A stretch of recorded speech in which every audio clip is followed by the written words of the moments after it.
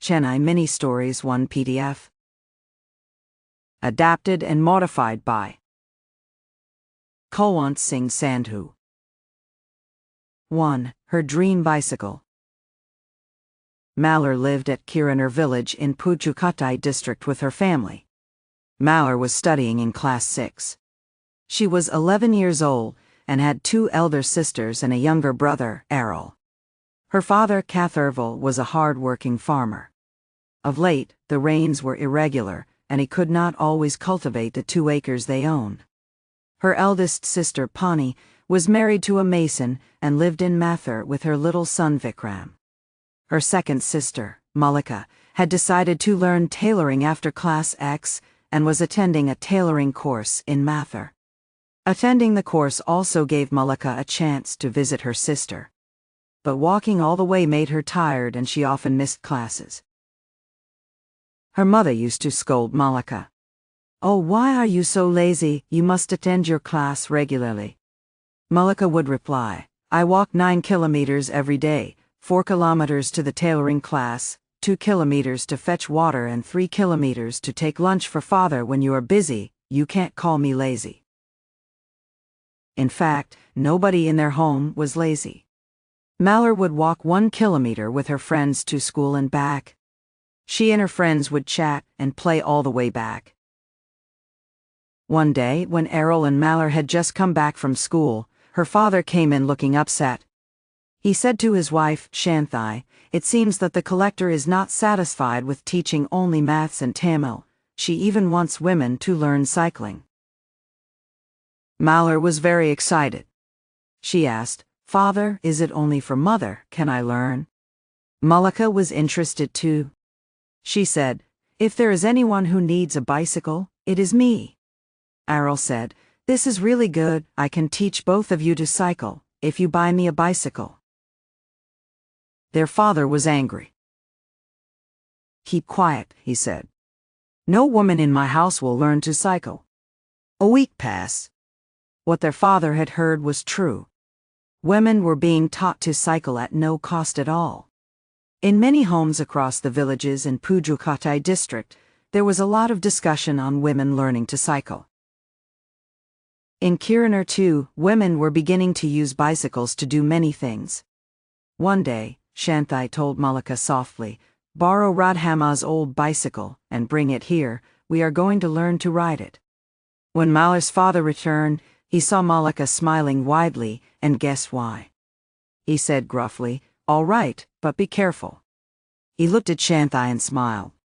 "Have you started learning too?" he asked. "Yes," she said. "It makes things much easier." Malhar was busy, dreaming of the future. She saw herself riding a brand new bicycle along a smooth, long road to school, to college, and then, who knows, maybe even cycle on a rainbow to the clouds. 2. Going downhill on a bicycle. With lifted feet, hands still, I am poised, and down the hill start, with heedful mind. The air goes by in a wind, swifter and yet more swift, till the heart with a mighty lift makes the lungs laugh, the throat cry. "Oh bird, see, see bird, I fly. Is this your joy? Oh bird, then I though a boy, for a golden moment share your feathery life in air." 3. The meaning of education. Anitha knew she didn't have many friends in her class. Her classmates thought that she was a show-off, and Anitha didn't mind their saying so. After all, it was the truth. The only thing Anitha cared about was coming first in the class, which she usually did. But Nandini was quite different from Anitha. Everyone liked her except Anitha. Nandini always had a smile on her face and was ready to help anyone with their homework. The children in the class were very happy when Nandini was with them. All this made Anitha very envious of Nandini. But she would console herself saying, "I come first in class and she comes second, that makes me better than her." Most students dreaded the examinations, but Anitha did not. She took it as an opportunity to exhibit her talents. But she never helped anyone else. When people approached Nandini, she took extra effort to help them out. Anitha couldn't understand Nandini's behavior. "Why do you want to teach them?" she would ask. "You should spend the time studying by yourself. Who knows, you could even come first." "I can't change myself," Nandini would reply. The examination schedule was announced, and the first exam was English. "All the best, Anitha," her father wished her on the morning of the exam. "I'm going out for a walk." Anitha reached the school early. Then she looked around for Nandini. She was nowhere to be seen. An hour passed, yet there was no sign of Nandini. Anitha was really glad. "Nandini will not be coming for today's exam," she thought. With only half an hour left, Nandini rushed into the hall, sweat running down her face. When the examination ended, everyone gathered around Nandini. "What happened? Why were you late?" "I was delayed a bit," Nandini explained. Anitha started laughing. Tears rolled down from Nandini's eyes, and she ran away from the spot. Later, when Anitha walked into her home, she knew something was wrong. Her relatives were present in the house. Her mother was looking tense, and the doctor was pacifying everyone. "What happened?" Anitha rushed to her mother. "Where is Daddy?" Her mother led her to the bedroom. Her father was lying on the bed, looking a bit pale. Anitha knelt by her father's side. "One of your classmates helped me," her father whispered. Back in the hall, her mother explained. Daddy had left for his early morning walk when he suffered a mild stroke and collapsed on the pavement. "Thank God one of your classmates passed by and took your father to the hospital. He said it was someone called Nandini." Anitha closed her eyes for a moment. She couldn't understand what was happening. The person whom she had always ridiculed had actually saved her father's life. The next morning, a change had come over her. She rushed to the school and found Nandini standing by the library. "Nandini," she spoke hesitantly, "I want to apologize. You saved my father's life, and I ridiculed you for coming late. Why didn't you tell me?" "You didn't give me a chance," Nandini said and smiled. Soon, Anitha and Nandini became best friends. Someone asked Anitha the reason for her change. "I have understood that it is not for knowledge alone that my parents are sending me to school. I have to learn to become a good human being. Nandini made me realize that," Anitha replied with a smile. 4. Boat Song. Any time now the sun would pierce the blue-gray of the dawn sky and the pale moon would fade away. It was Adityan's favorite time of the day. He took a deep breath, cupped a handful of cold river water, and let it wash down his throat. Fish nibbled at his feet. He untied his small boat and pulled it towards the water.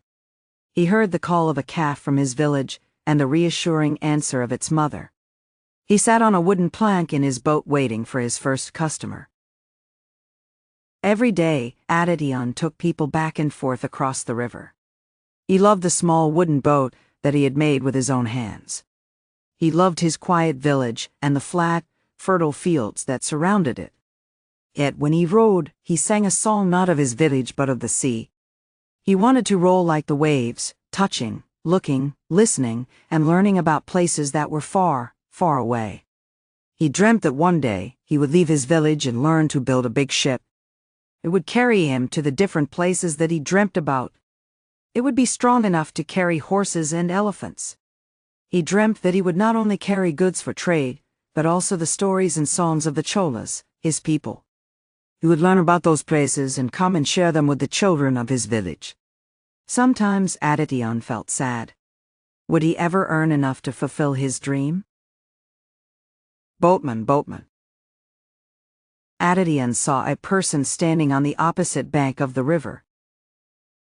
"I'm coming," he shouted. Adityan saw his first customer for that day. There was something about this man that seemed to command respect. "You row the boat so well," said the man. "The river is wide, but you reached here so fast." Adityan smiled widely. "I made the boat myself. I am an orphan, and I have only the boat and my hut to call my own." "What else do you do?" asked the man. "I sing," said Adityan. "I make my own songs." "Then your songs are your own too," said the man. "Your songs, your dreams, your ideas, they're yours as well, aren't they?" Adityan felt understood. "I will sing a song for you," he said. He began to sing. His voice rose from the boat and carried across the water like a ripple. He sang about his dream of owning a ship someday and of the journeys that he would make to distant lands. His oar dipped into the water, keeping time with his music. The man sat and listened carefully to Adityan's music. They reached the shore. When he was about to get off, the man asked, "Do you feel your dream will be realized one day?" Adityan spoke softly. "I hope so." The man nodded. He said quietly, "It is good to hope." He gave Adityan a few coins. Adityan was astounded. They were very valuable. Adityan ran after the man and said, "You have paid me much more than the cost of the ride. Maybe there has been a mistake." The man smiled. "No," he said. "But I am happy that you are so honest. This is something to help your dream come true. Maybe one day you will travel to the corners of my empire and come back with the songs of other lands." "Who are you?" asked Adityan. "My name is Karakalan," said the stranger as he walked away. "Do visit me sometime." 5 Hopes and Dreams. We all have our hopes and dreams.